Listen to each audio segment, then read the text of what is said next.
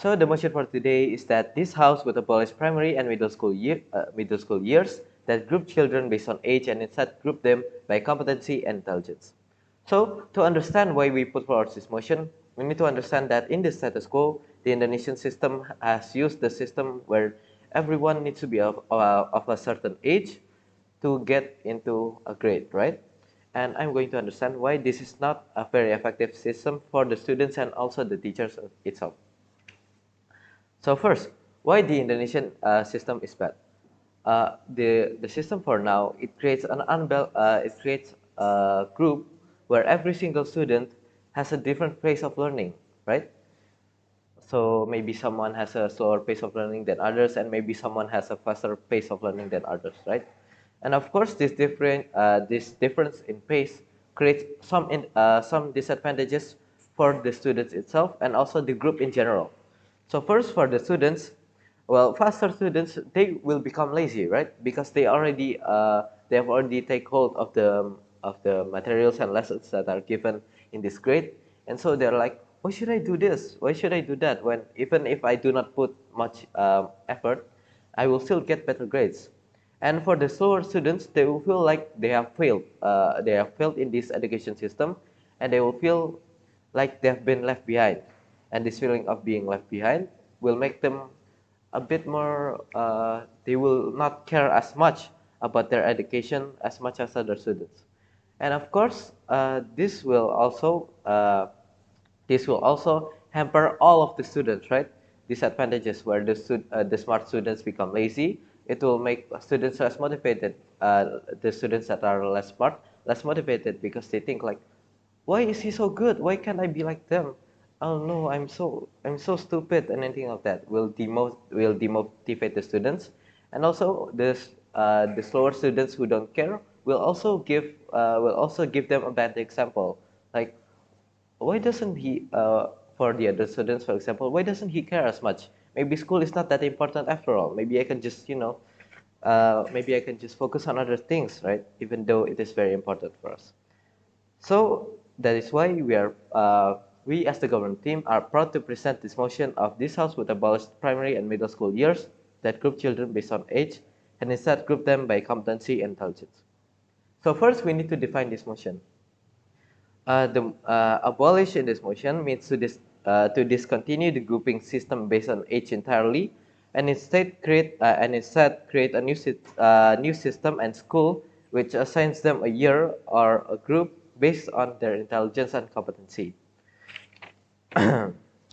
How this works is by giving them a test which will measure their EQ and IQ, and also in this test we will test their capabilities to read, write, speak, and their comprehension ability. And each year they will be measured by their accomplishments and grade, and we will make sure that we'll then we will then put them into certain groups which will regress a year or maybe repeat a year or even or go up a year, right? So right now schools are being pushed to not have any students who repeat a year, even though it is very necessary and very beneficial for the students, which causes all of the disadvantages that I've mentioned before for the education system in Indonesia. And so by applying these mechanisms, we will get students that are suitable to learn the materials that they will learn in this grade. And also the students that will motivate other students to be better, because they not only do they have the capabilities to be better, but they are also pushed to be better by this system and also by the other students. And also we will get more competition in general. And competition is very good because, as I've mentioned before, competition pushes all of the students to be better and also creates a standard in which students are forced to fulfill that standard before they can be where they can be a good student, for example. Okay, so moving on to my arguments. Why should we only use this system in primary and secondary schools? Well, first, primary and secondary schools teach basic materials that will be the foundation for advanced lessons, right? They teach the general science, and also they teach social studies that will branch out, right? Or maybe history and chemistry, chemistry, biology, and anything of that. Okay. So by applying this system, this will ensure that they have mastered all of the basics, right, before they go on into high school. Okay. So, and of course, this will ensure that they are suitable to go into higher education, aka high school, as I mentioned, and also this will make sure that they have been shaped to be a competitive persons since a young age, because of course, primary schools and secondary schools take up 9 years of your life, and that is enough to shape you into a person that you will be later in life. Okay. So why this mechanism works? Firstly, the goal of any education system is, of course, to prepare the students fully before they can dive into real life, right? With the current system, students are forced to advance in a stable pace, even though, as I mentioned before, each student has a different pace than others, and it will hamper the other students' pace, right? And of course, this mechanism will ensure that this will create the optimal amount of students that are ready to go into high school. And also, the implementation of this will ensure students have the best and most optimal care and education, right?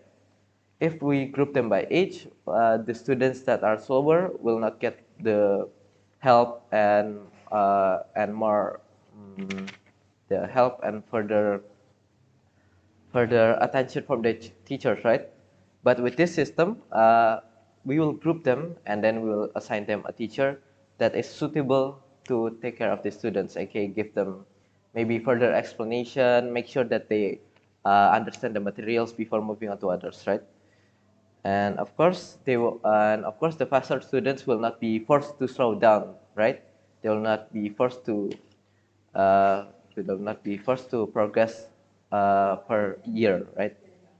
Everyone has their own pace, and of course, we want to make sure that the learning experience will be optimal for the students and also the teachers that will teach the students these materials and curriculum. Okay, so uh, what what is the main benefit? Not only will this motion get rid of the disadvantages that I mentioned before, but this motion will also make sure that everyone gets the optimal outcome.